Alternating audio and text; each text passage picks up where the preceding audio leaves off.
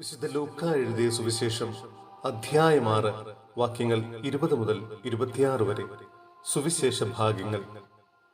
അവൻ ശിഷ്യരുടെ നേരെ കണ്ണുകൾ ഉയർത്തി അരുൾ ചെയ്തു, ദരിദ്രരെ, നിങ്ങൾ ഭാഗ്യവാന്മാർ, ദൈവരാജ്യം നിങ്ങളുടേതാണ്.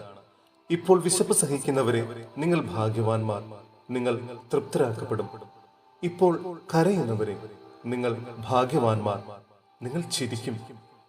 മനുഷ്യപുത്രൻ നിമിത്തം മനുഷ്യർ നിങ്ങളെ ദ്വേഷിക്കുകയും പുറന്തള്ളുകയും അവഹേളിക്കുകയും നിങ്ങളുടെ പേര് ദുഷിച്ചതായി കരുതി തിരസ്കരിക്കുകയും ചെയ്യുമ്പോൾ നിങ്ങൾ ഭാഗ്യവാന്മാർ. അപ്പോൾ നിങ്ങൾ ആഹ്ലാദിക്കുവിൻ, സന്തോഷിച്ച് കുതിച്ചു ചാടുവിൻ. സ്വർഗത്തിൽ നിങ്ങളുടെ പ്രതിഫലം വലുതായിരിക്കും. അവരുടെ പിതാക്കന്മാർ പ്രവാചകന്മാരോടും ഇപ്രകാരം തന്നെയാണ് പ്രവർത്തിച്ചത്. എന്നാൽ സമ്പന്നരെ, നിങ്ങൾക്ക് ദുരിതം. നിങ്ങളുടെ ആശ്വാസം നിങ്ങൾക്ക് ലഭിച്ചു കഴിഞ്ഞു. ഇപ്പോൾ സംതൃപ്തരായി കഴിയുന്നവരെ, നിങ്ങൾക്ക് ദുരിതം. നിങ്ങൾക്ക് വിശക്കും. ഇപ്പോൾ ചിരിക്കുന്നവരെ, നിങ്ങൾക്ക് ദുരിതം. നിങ്ങൾ ദുഃഖിച്ചു കരയും. മനുഷ്യരെല്ലാം നിങ്ങളെ പ്രശംസിച്ച് സംസാരിക്കുമ്പോൾ നിങ്ങൾക്ക് ദുരിതം. അവരുടെ പിതാക്കന്മാർ വ്യാജ പ്രവാചകന്മാരോടും അങ്ങനെ തന്നെ ചെയ്തു. സഹോദരരെ, വിശുദ്ധ പൗലോസ് ശ്ലീഹ കൊറിന്ത്യോസിലെ സഭയ്ക്ക് എഴുതിയ 2-ാം ലേഖനം അധ്യായം 4 വാക്യങ്ങൾ 7 മുതൽ 18 വരെ. മൺപാത്രത്തിലെ നിധി.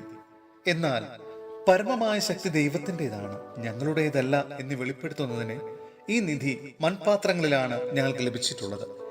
ഞങ്ങൾ എല്ലാവിധത്തിലും ഞെരുക്കപ്പെടുന്നു, എങ്കിലും തകർക്കപ്പെടുന്നില്ല. വിഷമിപ്പിക്കപ്പെടുന്നു, എങ്കിലും ഭഗ്നാശരാകുന്നില്ല. പീഡിപ്പിക്കപ്പെടുന്നു, എങ്കിലും പരിത്യക്തരാകുന്നില്ല. അടിച്ചു വീഴ്ത്തപ്പെടുന്നു, എങ്കിലും നശിപ്പിക്കപ്പെടുന്നില്ല.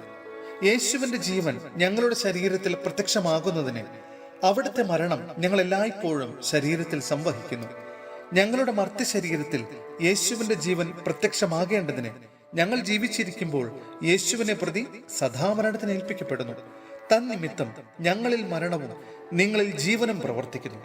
ഞാൻ വിശ്വസിച്ചു, അതിനാൽ ഞാൻ സംസാരിച്ചു എന്ന് എഴുതിയവന്റെ വിശ്വാസ ചൈതന്യം തന്നെ ഞങ്ങൾക്കുള്ളത് കൊണ്ട് ഞങ്ങളും വിശ്വസിക്കുകയും സംസാരിക്കുകയും ചെയ്യുന്നു. കർത്താവായ യേശുവിനെ ഉയർപ്പിച്ചവൻ യേശുവിനോടുകൂടെ ഞങ്ങളെയും ഉയർപ്പിക്കുമെന്നും നിങ്ങളോടൊപ്പം അവിടുത്തെ സന്നിധിയിൽ കൊണ്ടുവരുമെന്നും ഞങ്ങൾ അറിയുന്നു. ഇതെല്ലാം നിങ്ങൾക്ക് വേണ്ടിയാണ്. അങ്ങനെ കൂടുതൽ കൂടുതൽ ആളുകളിൽ കൃപ സമൃദ്ധമാകുന്നത് വഴി ദൈവമഹത്വത്തിന് കൂടുതൽ കൃതജ്ഞത അർപ്പിക്കപ്പെടുന്നു. അനശ്വരതയിലുള്ള പ്രത്യാശ. ഞങ്ങൾ ഭഗ്നാശരാകുന്നില്ല.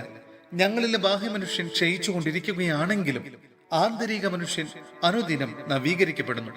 ഞങ്ങളുടെ ക്ലേശങ്ങൾ നിസ്സാരവും ക്ഷണികവുമാണ്. അവയുടെ ഫലമോ അനുപമമായ മഹത്വവും. ദൃശ്യമായവയല്ല, അദൃശ്യമായവയാണ് ഞങ്ങളുടെ ലക്ഷ്യം.